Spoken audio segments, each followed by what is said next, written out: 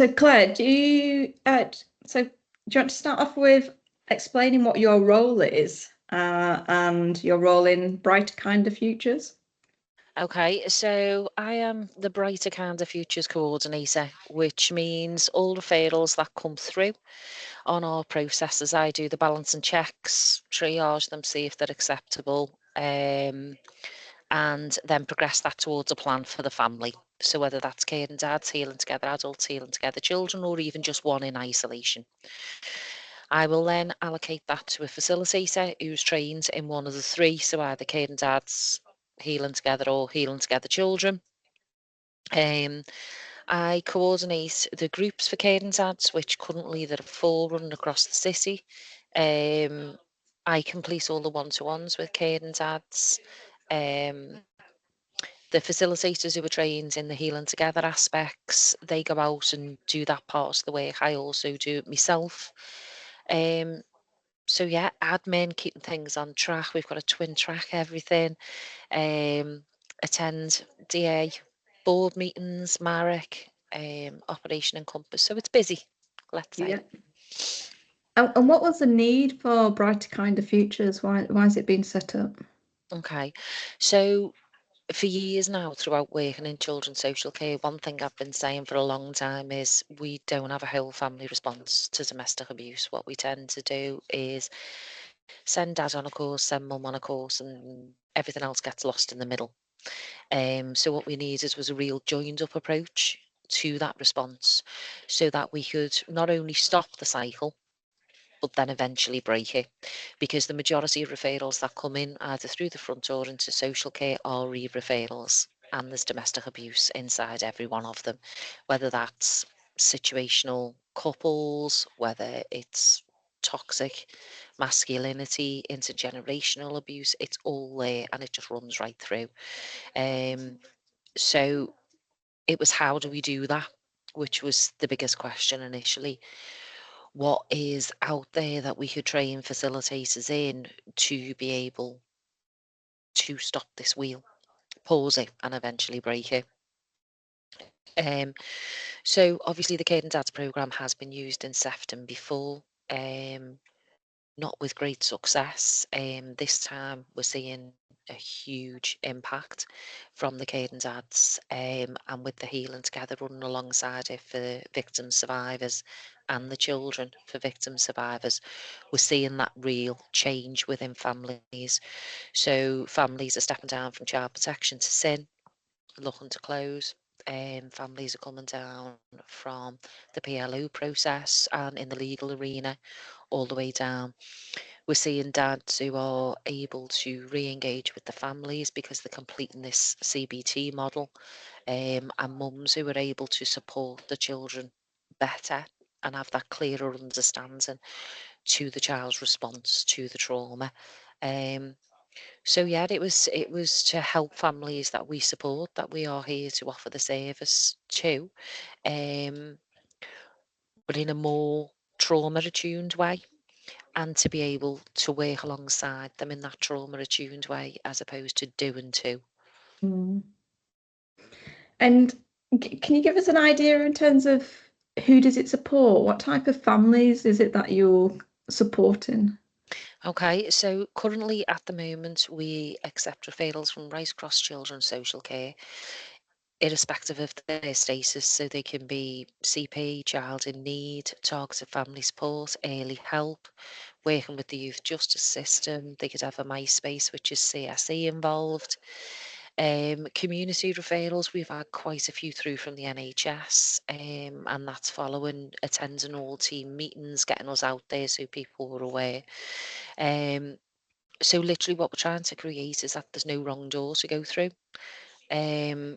Because when we've ran interventions previously, you've had to either be CP or, kind of waiting to go into the course arena. But what my kind of thinking was, if we get in earlier, we stop that escalating, which stops further trauma to the family. Mm. Um, so yeah, it's literally from the bottom up, from universal all the way up to the legal arena. So with so many referral pathways, which is great because you're opening up the front door, how many families can you support, or is the model is such that actually it enables you to support a lot more families because you're training the frontline practitioners that are already working within Sefton? Yeah, I mean, there isn't a set number. We had, when we put the proposal together, stated that we would work with 150 families across the local authority. Currently, to date, we've had 321 referrals. 222 of them have progressed to a plan. 32 of them are no further action. The reason on the no further actions is for a variety of reasons. So one, perpetrator might be too high risk, so care and dads isn't a suitable model.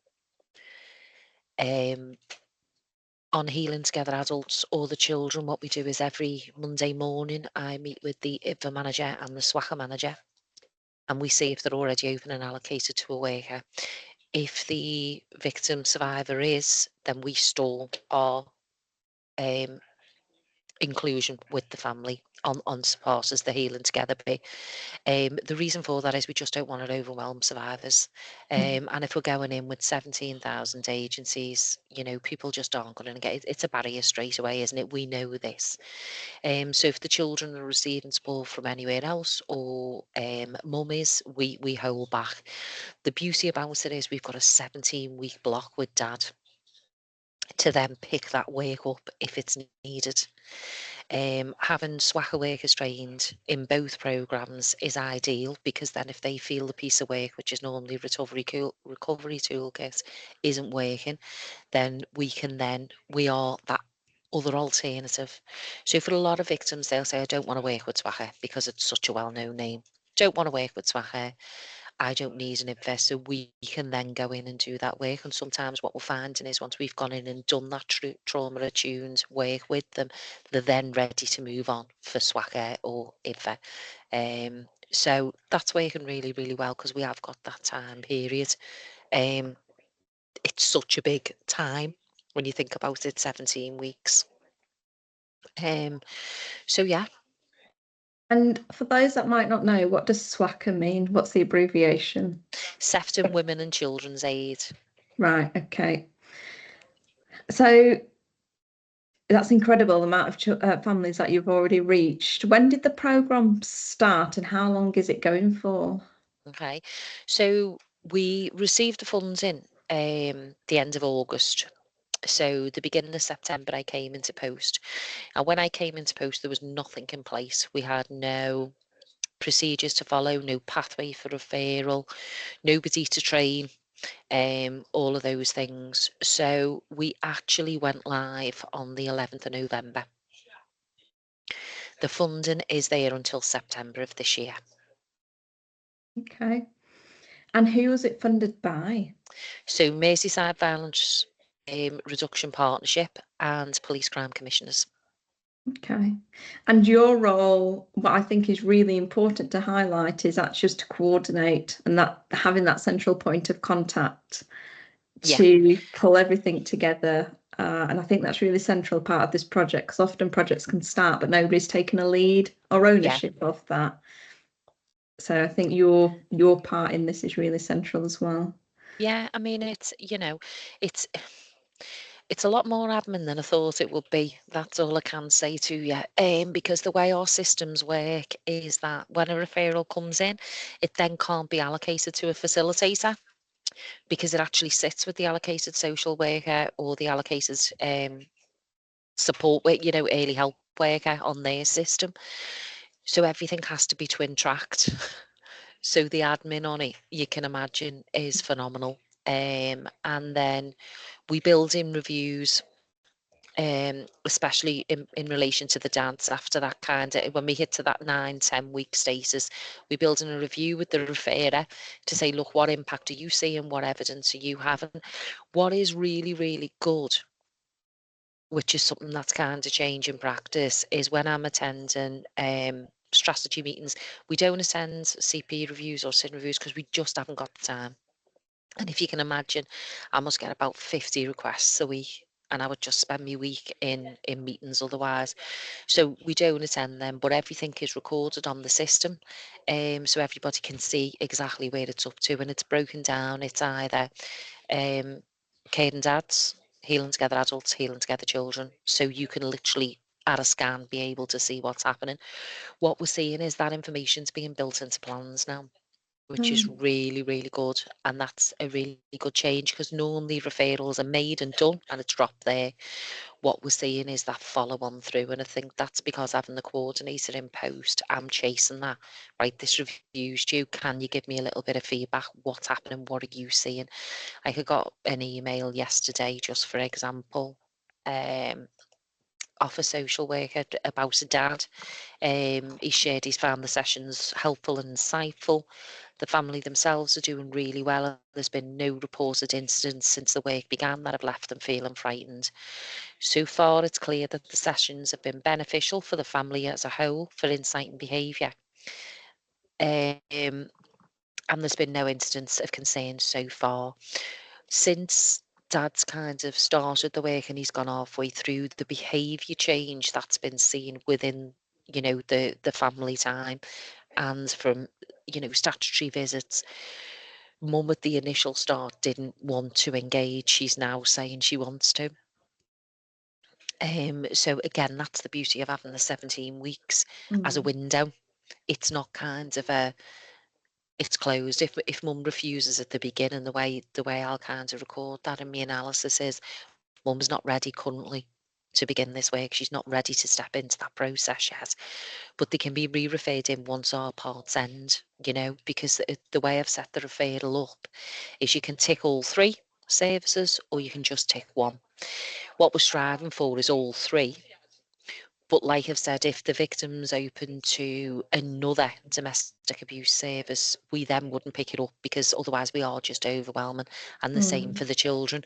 So it's having that oversight and listening to the victims' voices really, really clearly to make sure that the plan that we do put together is the right one for them as a family. Great. And you've mentioned a couple of the programs. So the Care and Dads program, and then there's Healing Together to support parents and carers, but then also a program to support children as well Yeah. affected by domestic abuse. Can you just give a quick overview of what the Care and Dads program is? So the Care and Dads is a CBT model that looks at your behaviours and abusive behaviours within the home. So those abusive behaviours can be physical, they can be emotional, they can be verbal. Um, what it does is it takes the dads right back to when they were first fathered, how they were fathered, what their perceptions of a good dad is, a just a dad or a deal breaker. And those segments follow right throughout the 17 weeks. So you might be on week 12, for example, but you're saying, do you remember in week 1 when we did this? And they go, ah. So we're seeing those absolute light bulb moments. They set goals throughout the programme, not only in relation to them being a dad, but in relation to them, their behaviours towards the parents, the partner's children, the kid's mum. And it really does challenge that. It challenges that way of thinking. It makes them rethink. And alongside the goals and looking at intergenerational domestic abuse and how they were brought up, it really does inform that behaviour change, and we are getting really good results from it. We run it one-to-one as well as in a group setting. The reason for that, it's not the best, but the reason for it is there's an awful lot of dads who can't access of an evening. We've got dads who work offshore. We've got English as an additional language, so we need an interpreter. Dads whose shift patterns are all over the place, so they can't attend every week, every evening. And there's got to be that consistency with it, otherwise you'll never see that change. So we're trying to make sure that there isn't a barrier for anybody attending. All the courses are run of an evening, 6 till 8, and we're utilising the family centres. The beauty about that is the dads are now seeing what family centres offer as well. Yeah. And they're very much like, well, I didn't know you did that. And can I come? And how can I do this? And they're coming in with other issues. Some of the dads, like one of the dads come in and was like, he's due in course, he can't get this report off Kafkas. I said, well, let me speak to your Kafkas worker. That report was then sent over. So they're getting so much out of it because it's that peer support. We've got lads like us who are a group from Manchester who are offering any dad who attends the Caring Dads programme peer support once the programme finishes as well. So that's really good. The dads are agreeing. One of the dads from each of the groups has come into each new group to tell the new dads what to expect and how that feels. And it's been really brutally honest because, they come in and they go, look, I was terrified walking through that door. I'm not going to lie. I thought I was going to come in. You were going to judge me. These have come in. It's a safe place for me to talk about what I need to talk about with a really good challenge if I'm out of line. So the benefits of that on their own are just fantastic. Amazing. And then you also do deliver the Healing Together program as well. So can you talk a bit about, give us an oversight in terms of the Healing Together program first, offered with parents and carers? Yeah, so the programme is offered. Sometimes we've had to do a little bit of bespoke work because, for example, a mum I was with this morning, she was referred in for the Healing Together programme, but when I went out on that initial meeting, there was way more to it than that. She literally admitted straight, she's got no understanding of what domestic abuse is, couldn't understand red flags, green flags, coercive control, couldn't understand it. So for the likes of her, the session is mixed with the Hope to Recovery project program. So the two are getting merged. But what I'm finding is we do that kind of intense work. Like this morning was about healthy relationships and the intervention. When would you leave? But then at the end of that, we bring the healing together in, and it leaves them really, really calm, really reflective. I'm finding for 5 of the mums particularly that I'm working with individually have now taken to journaling. 3 have accepted further counselling and 2 have gone on to the ACEs programme as well. So it was getting them to that point where they were ready. It was the time for them. So the benefits that we're seeing are really, really good. Mums are telling us that they're able to cope with the kids' outbursts a little bit more now because they understand what that neurological response is, as opposed to, oh, they're just kicking off and my head's falling off. So yeah, we're seeing real benefits from it. It was hard at first for the facilitators to get out there and get going. And some of the barriers that we found for all 3 of the programs is a capacity issue because we're not a team. If we had a team and investment was put in through Sefton, it would run an awful lot smoother. Time allocation wise would be an awful lot quicker, and I think we'd see better outcomes quicker than what we are currently, because everyone who's trained in all of the programs, it's not their role, it's an add-on to their role. So what I have found, which has been really, really good, with both the adults and the children's ones, is I've had facilitators who, say, family support workers working in youth justice or MySpace or whatever, and they go, Claire, I'm doing the programme with this child that's been referred, and I'm going to get the social worker to put the referral in just so we can collect that data. So the facilitators are identifying families themselves to attend the programme without that coming from a social worker, if that makes sense. So it is running really, really well. One of the girls sent me some stuff over this morning that she's just finished with a young boy, and it's had a massive impact on him. Even school are saying we can't believe the impact it's had.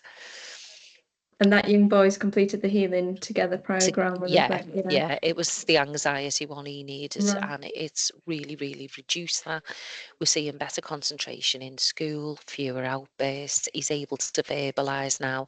He's got the flip your lid symbol with the teacher, which is in complete agreement. When that happens, there's a safe space for him to go to work that through. So yeah, it's really, really impacting.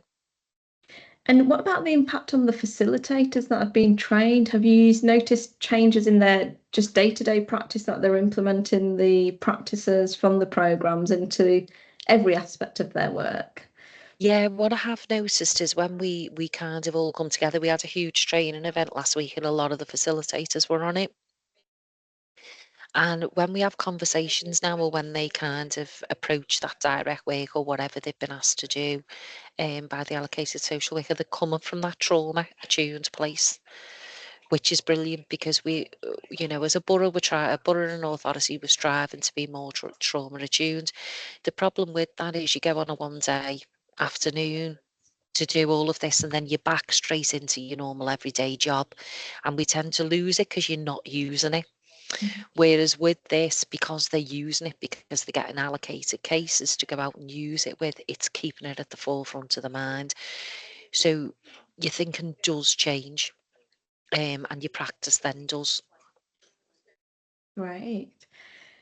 And what about in terms of, can you share any, you have touched on some families that you've supported and kind of seen the impact. Can you share any kind of like case studies or a particular family where you've seen the model having an impact and the outcome of that?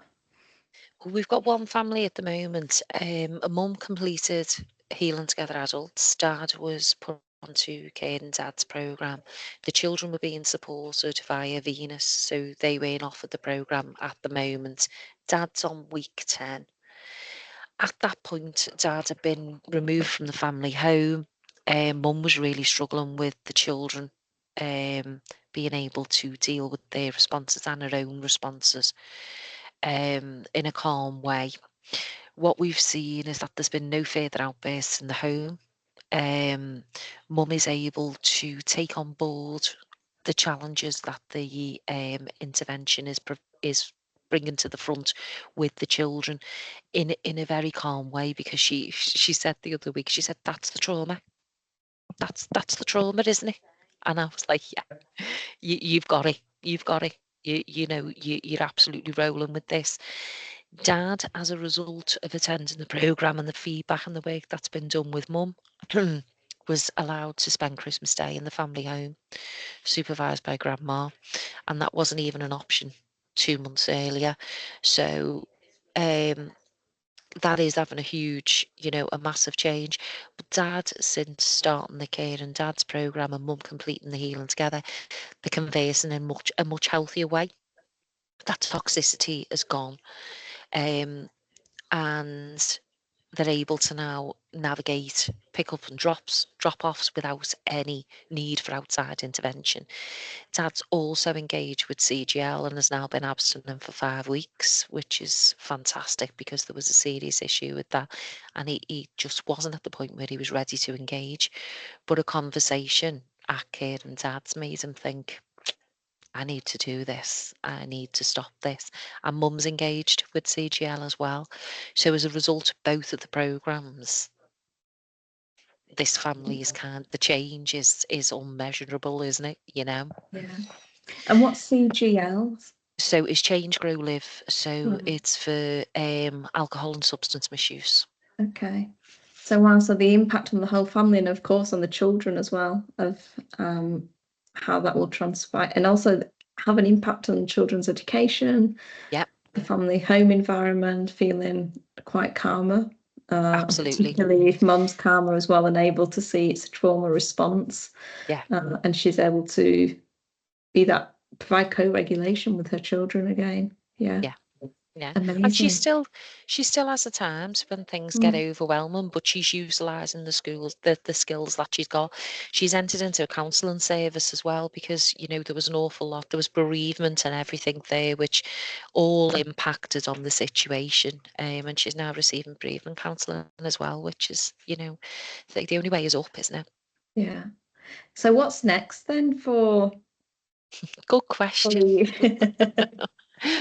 With a magic wand and a potload of money, a hub with the facilitators that have been trained, working doing this full time, because I think as an authority we would see a huge reduction in the work that we're doing, especially escalations, which can only save the borough thousands. Mm. So that's my golden wish. Reality is unsure as to yet, because funding is incredibly tight for every local authority at the moment, and it's whether there's money, to invest. It's not that they wouldn't want to, but it's whether there is money to invest in that moving forward. So it's a bit of a watch this space at the moment. And because of the element of around sustainability, so say we're at a point where actually funding isn't given, but you've still got trained practitioners, is it where actually practitioners could still continue to use the program themselves in their practice? Of how would you might see that? What's plan B, I guess? Well, I mean, there's nothing to say that the work couldn't continue. But then it would be very much, I mean, everybody's aware of it now. So the fact that people know there are people trained in these interventions, I suppose they would be saying, "Are you trained in that healing together thing? Okay, Dad, can you go and do this piece of work?"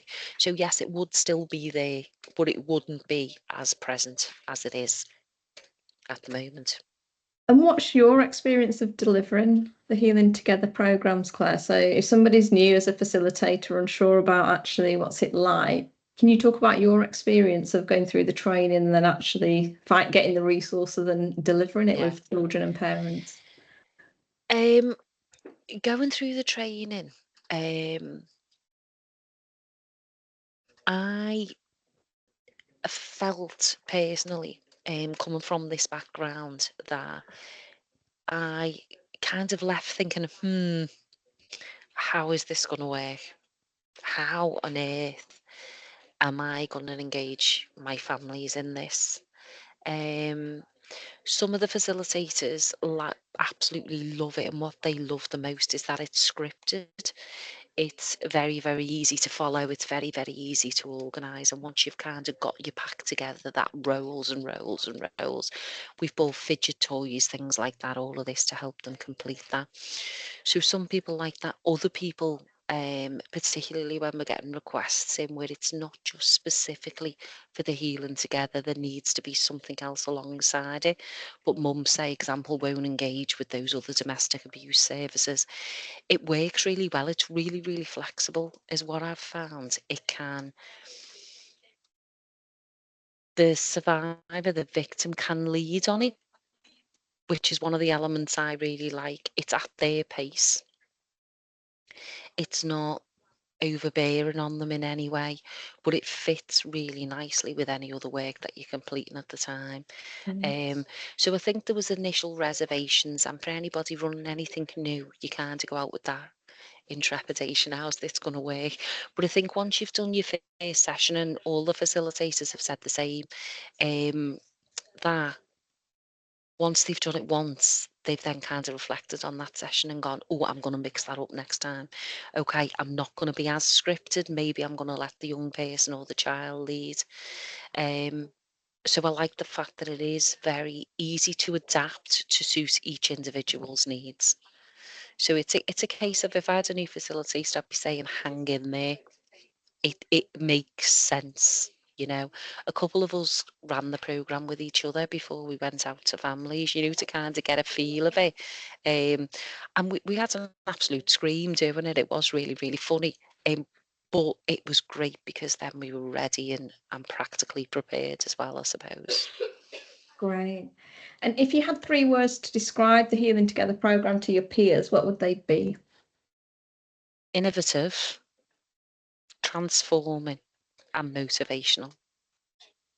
Right. And is there anything else, Claire, that you'd like to add or talk about?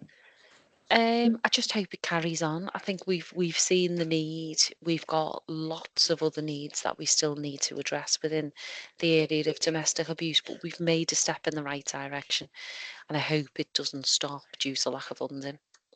And do you think, Claire, because of the impact that you've had, and at the start you mentioned about actually families not progressing to kind of your social work, or the drop in terms of Yeah, coming from absolutely. what impact does that have on the whole system in terms of in the local authority? There's obviously going to be a cost saving associated to that. What else have you started to notice? Well, families then aren't kind of going through that process of having things done to them. We're working alongside in a better way. And that really has an impact because the families are feeling valued, they're feeling heard, they're feeling like the journey is shared as opposed to tasks just being placed on them. It is